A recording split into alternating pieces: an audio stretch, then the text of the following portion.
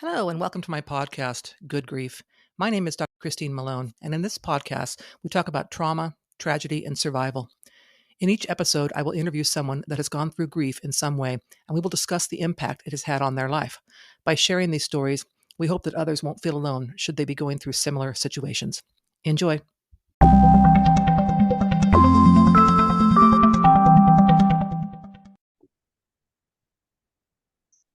Okay, listeners, so thank you so much for joining me for this episode. So my guest is going to talk about an experience that she went through with her husband and her boys and unexpected accident that happened to him. So, yes, would you please introduce yourself? Hello, my name is Gretchen, and we're going to discuss an experience we had with my boys who are now 27 and 25, two amazing Eagle Scouts that I'm incredibly proud of. Awesome. So I know that their dad is who we're talking about, and that their dad passed. So give us kind of, a story, the background of what happened to their dad and how all that happened. So in 2015, my boys were on a week-long canoeing trip with their father in Montana, and the Boy Scout troop. They were getting close to their Eagle Scouts, one of them especially. And I happened to be on a first time ever floating trip with about 40 strangers and two friends. And on the river, I had gotten a call that my boy's father had drowned.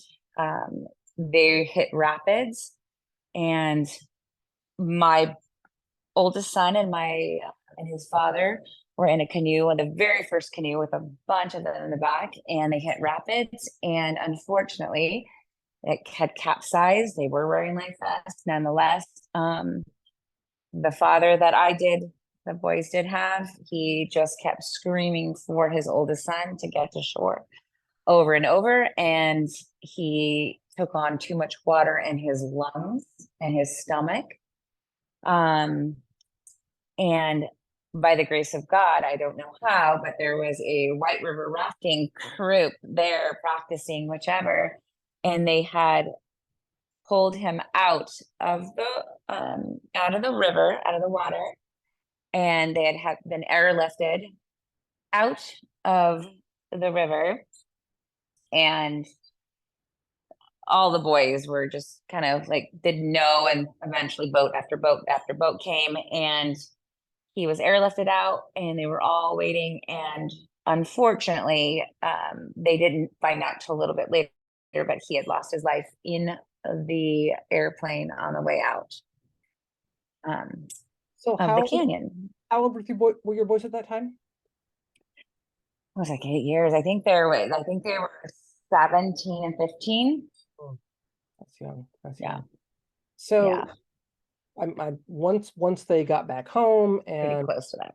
all that was going on, what did you see the boys do? I mean, how did you Well, respond to this when it first happened? well, I had to be carried off the water after I got the call with all these strangers, which was awful. But I didn't know what to do. I was in complete shock, and I was panicking, and I couldn't drive myself. So I needed to go to Montana to the hotel where everyone was. I think it took us a day to get over there. And unfortunately, it was just, you know, I ran into the hotel. The boys were still, all of them, they were in one of those conference rooms in the hotel. And my boys were still wearing their life jackets. And they ran to me like they were tiny little boys and just grabbed me and hugged me. And it was not the best experience. And the entire room, all the boys, because they loved him so much, the leaders, everyone, were completely, utterly in shock and still like besides themselves. So it was not an experience I wish on anyone. Yeah, I can only imagine. So Yeah. once you get the boys back home, and now we have to Hmm. settle into a new life, a new real world. So Right. what was that like for both you and the boys? I think, after I had a little bit of time out, I was trying to think, like, it was like you're in a movie. It doesn't even seem, it's so surreal. Um, I don't know. They were so quiet for so long.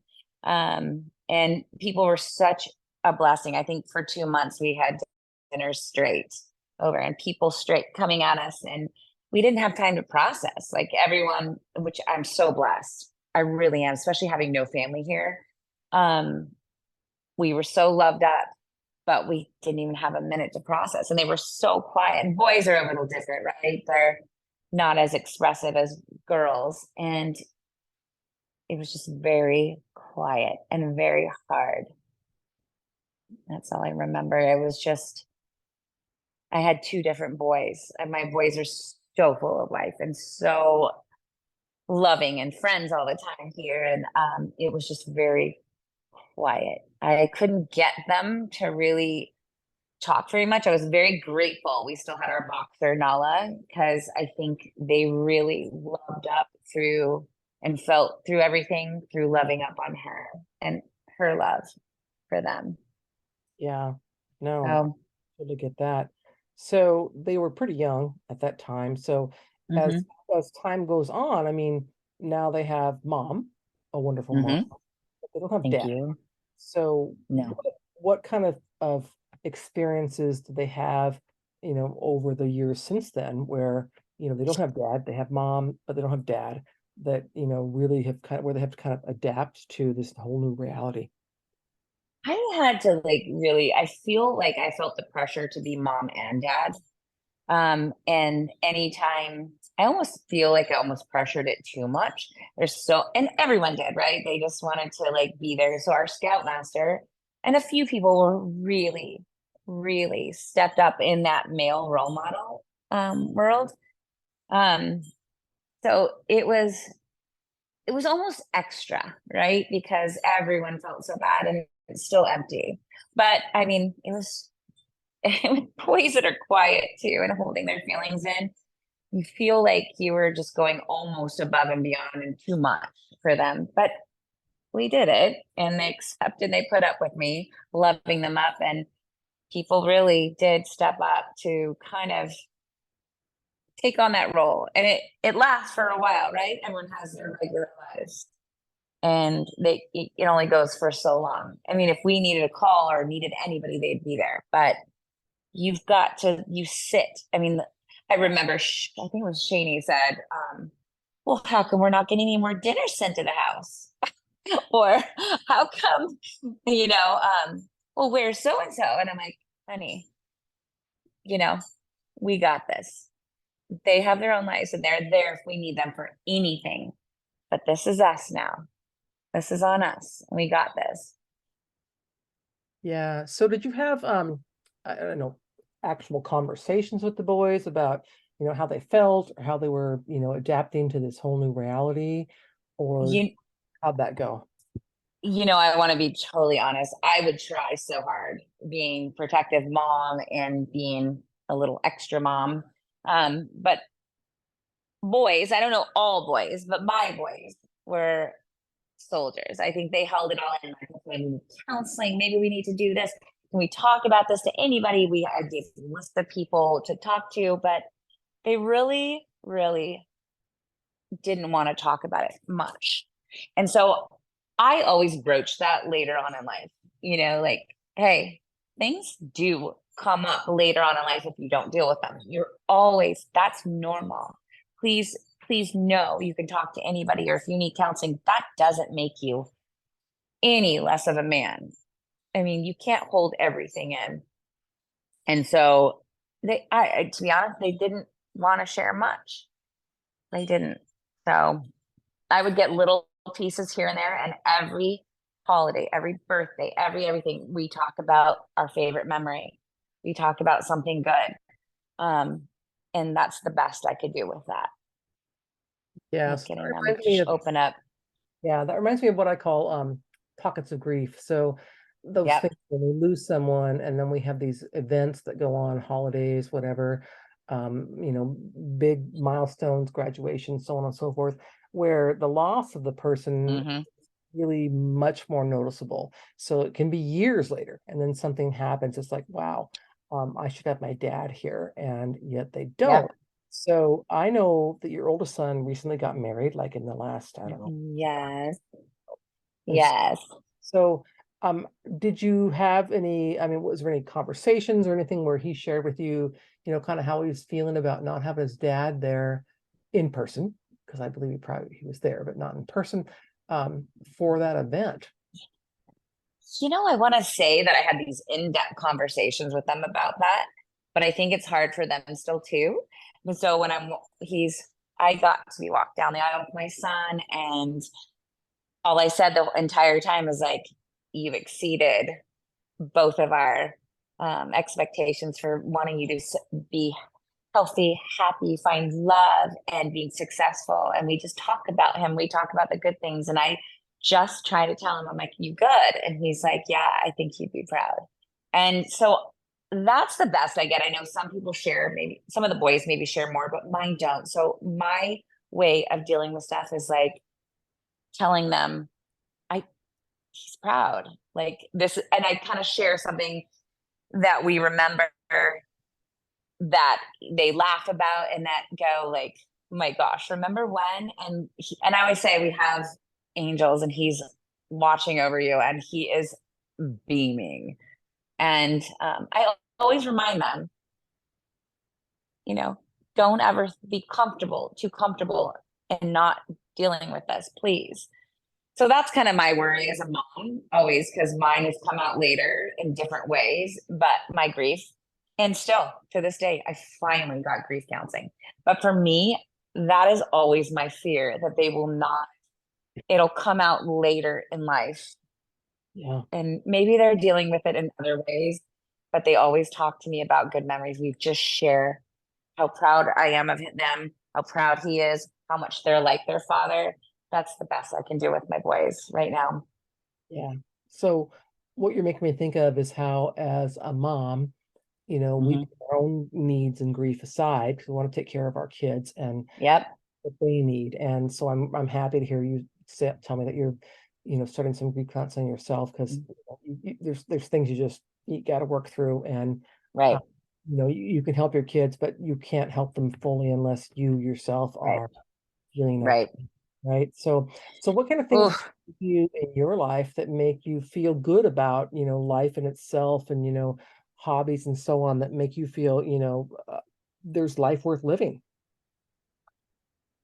One thing I did, I mean, I did promise him at his funeral was I would make him proud and I would be the best boy mom he could ever have asked for. And at times I surely have not.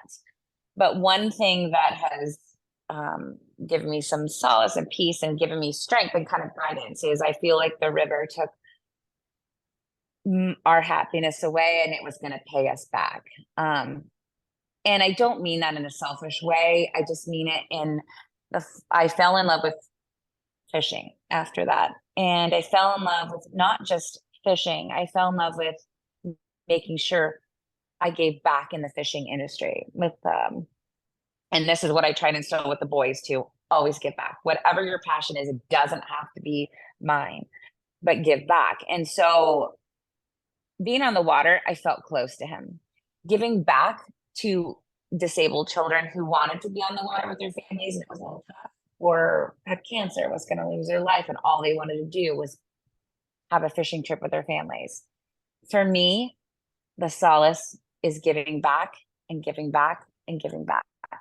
Um, I that doesn't cure everything. It's not the solid. That's not the whole end all be all. But for me, that's kind of kept me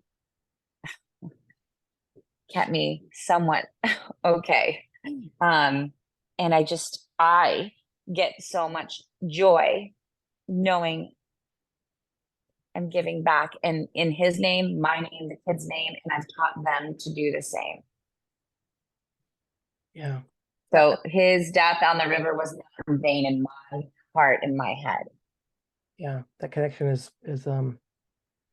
amazing. So, and I see your photos on Facebook of you with, especially with the disabled kids, hits my heart. Oh, I oh, just love. what you're doing and how you're paying that forward, I guess is how I'd say that. So um, the happiness on their faces just brings tears to my eyes because it's just He gave back so much to other people and other kids that this is the way I can live what he did. And he did. Like, I can't even get over it. We had two funerals, 400 people.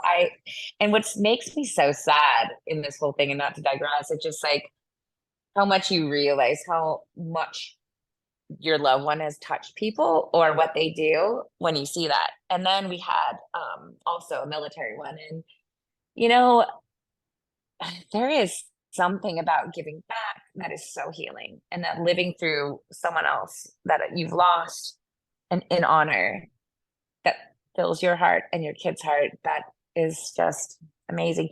And like you said, with the disabled children, I mean, it is so easy for me to get out on a boat and do the fishing, right? How hard is it for them to get on a wheelchair out there? And that's all they want to do with their family. They just want to feel normal. They just want to do that. And when I see that light up, I look up, I'm like, we got this. We yeah, got this. There's yeah. purpose. No, I completely and sincerely appreciate that you do that because it just, like I said, those photos, I smile and cry at the same time when I see them. So Thank you. it's wonderful, and I appreciate you do that, and I'm certain Shane appreciates that you do that as well. Oh, You wow. know, it's kind of like makes his day, He, into this what do I call, like a silver lining of, you know, yep. he's gone, but his memory lives on, and things that you do, things that your boys do, the people that you Thank touch, you. so on, which is so powerful, right? Well, So their death isn't in vain. Their death isn't in vain, right? And so I love seeing things that he's living through some of these things. And it just seems like God touched so many people. And we're yeah, going to do our best to do the same. yeah, and you have, Thank you. your boys are so young. I mean, you have, still experiences to think about as they move forward, kids, whatever, things that are going to be Hmm. in those pockets of grief of, when Shane and his wife have their baby, assuming they have a baby, whatever, Ah, those things. And it's like, um, yeah. you know that there's someone missing, and yet, he's not really Yeah. missing. He's with you, but he's not here in person. And that's hard. And I mean, I'll speak for myself with my own kids. It's very hard. Yeah. Those life events happen and just go, wow, there's someone really important missing here. Um, Yeah. it's hard. I mean, even years later, it's still really difficult. So, And I want to yeah, know. oh, But I was just gonna say that's why, I don't know, and I don't honestly care what other people think, but in everything I post about that kind of stuff, or when we do stuff, I said, from heaven to earth, we're so proud of you. Like, I just don't ever want them to forget there's yeah, someone proud of them there, and he's living through them. So and I, you know I don't what? know. I just had to say that. Yeah, you know what?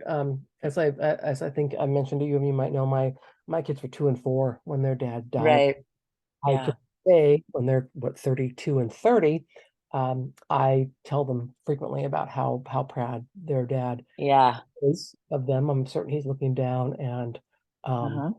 he's there. He's there. I'm certain of it. I mean, I look at my oldest son and I see so many things he does. His mannerisms, the way just the way he looks is so much Yeah. bad that I'm just like, oh my God.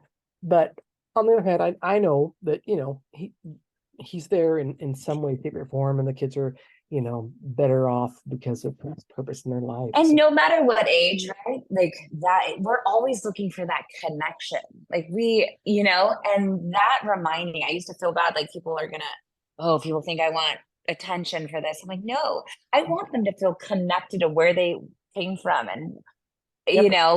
I want them to know that in their heart. So they're not speaking that in other ways. Right. And Um, you want them to know that, they can talk about their dad, yep. feel and their memories and whatever, and that not only are you there for them, but other people in their lives are there for them. Because I know for me, I enjoy talking about the people I've lost. I do, because by doing Hmm. so, I'm remembering the good memories. Yes, I lost them and that hurts, but the good memories, Hmm. those are the things I want to talk about. Are those things where, remember when this, remember when that, and so on and so forth. So, I think that's But so we have to remember some people have a really tough time with that for a while. Like it took me a long time to do that. It like I every time I talked about it, I couldn't talk about this. I couldn't do this podcast. I'd be a wreck. And that is okay. That's totally, part of the process, right? yeah, it's totally But okay. In yeah. the U.S. culture, grief and talking about it is not, it's not comfortable, and that's it's unfortunate. So Right.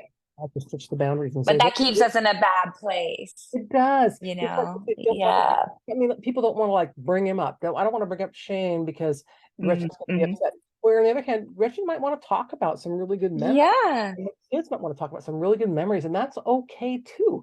It's not Yeah. past. It's honoring this person who had such a major impact on your lives, and you'll never 100%.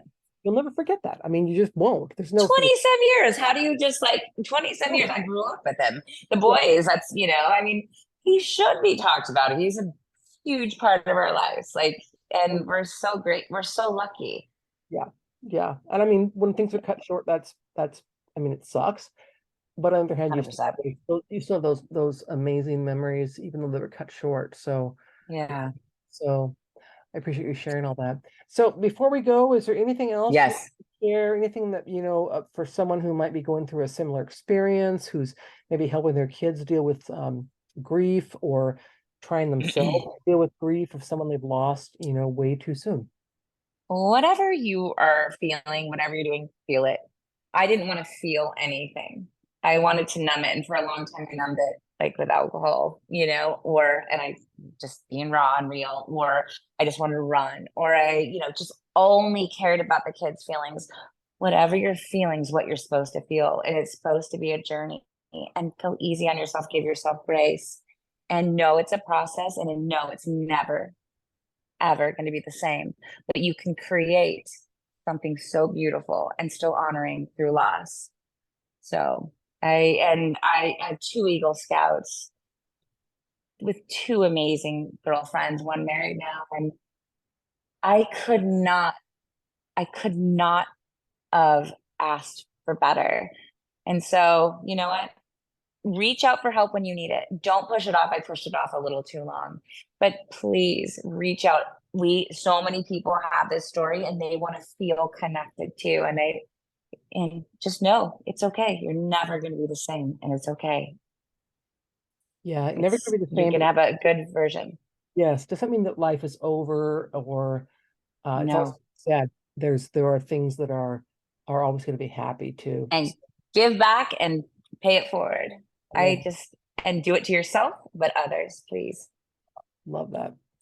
Well, Gretchen, thank you so much for chatting with me. I really appreciate your time. Oh, what an honor. Thank you for asking me.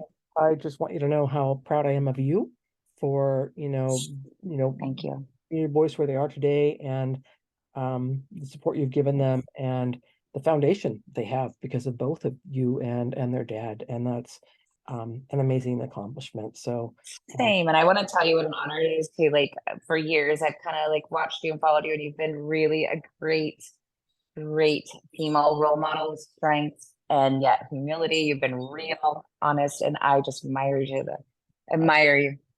I appreciate that. I do. I appreciate that. But I'll be honest, I am who I am because of some really bad things that happened. And Amen. I've Yep. learned I've learned a lot that honest to God, I wish I didn't know, but I do. And Right. you know what I'm saying? It's like, yeah, I know what that's like. So I can pay it forward as you're talking about, Uh-huh. your You future do. with the Yeah. kids just makes me like, oh my God. And I know you used to do what was it like a foster care or whatever for kids. Oh my goodness, that was another thing that it was pretty much right after I foster kid for what was it, Hand in Hand. It's a safe house for children who have been abused.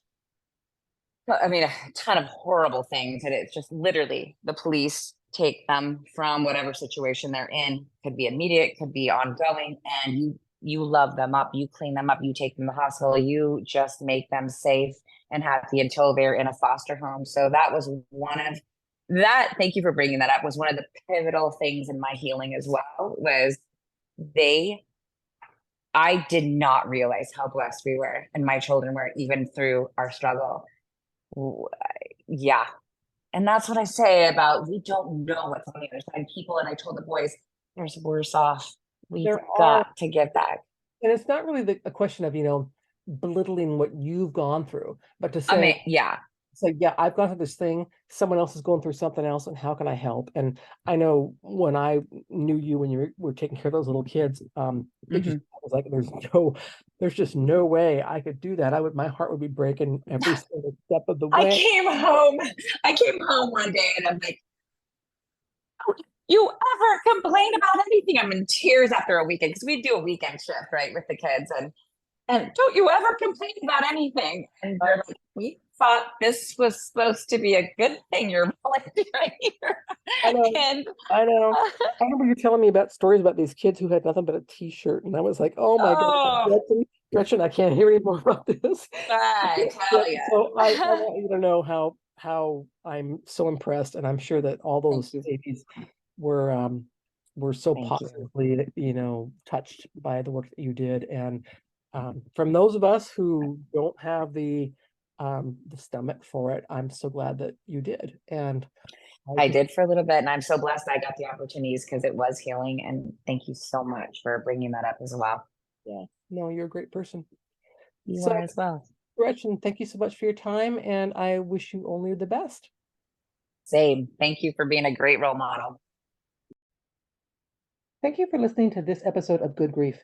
To hear more about my personal story, please pick up a copy of my book, The Day I Became the Spider Killer, a memoir of trauma, tragedy, and survival, available in paperback, Kindle, and Audible via Amazon, Barnes & Noble, and other online book retailers.